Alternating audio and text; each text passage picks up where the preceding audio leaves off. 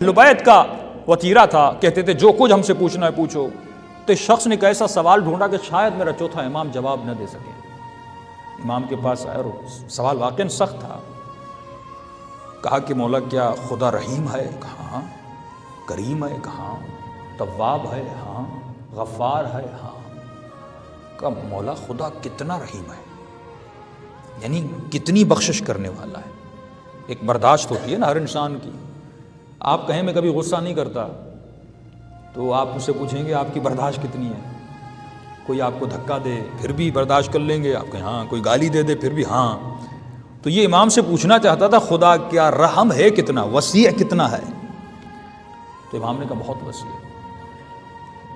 کہا مولا گناہ کتنے بھی ہوگا، کتنے بھی ہوں، کہا زمین سے بڑا ہو، آسمانوں سے آسمان سے بڑا ہو، کائنات سے بڑا ہو۔ تو امام نے کہا تم ایک جواب دے کے راحت دے دوں کہ جتنا اس کا وجود بڑا ہے اتنی ہی اس کی رحمت بڑی ہے۔ اب تو اندازہ لگا کہ وہ کتنا ہے، تو سوال ہی ختم ہو گئے۔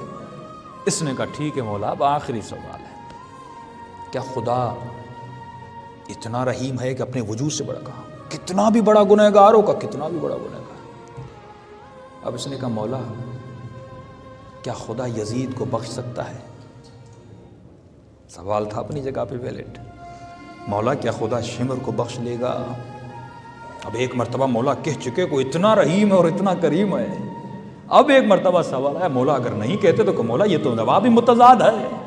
ایک مرتبہ آپ کہیں اتنا رحیم و کریم ہے اور آج آپ کہیں خدا یزید کو نہیں بخشے گا، خدا شمر کو نہیں بخشے گا۔ امام نے بڑی تسلی سے کہا ہاں، اگر وہ بخشنے پر آئے تو یزید کو بخش دے، اگر وہ بخشنے پر آئے تو شمر کو بخش دے۔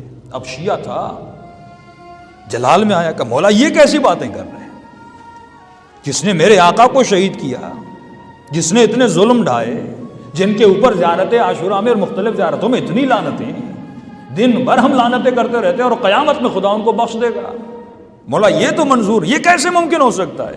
امام نے فرمایا سن، اگلا جملہ بھی سن، فرمایا خدا اسے بخشتا ہے جو توبہ کرتا ہے، بغیر توبہ کے کسی کی بخشش نہیں ہوتی، اور توبہ وہی کرتا ہے جسے وہ توفیق دیتا ہے۔ ان کو توفیق ملے گی نہیں تو بخشش کہاں سے ملے گی؟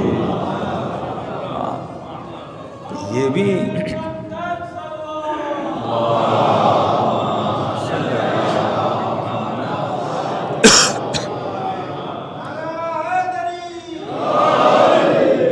اصل ہے۔